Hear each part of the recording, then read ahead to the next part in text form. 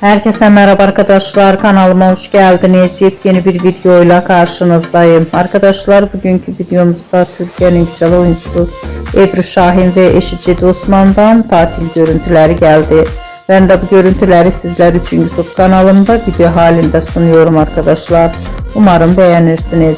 Videomu beğendiyseniz kanalımı izlemeyi ve bildirim butonuna basmayı unutmayın. Şimdilik benden bu kadar olsun. Yeni videomuzda görüşmek üzere. Hoşça kalın.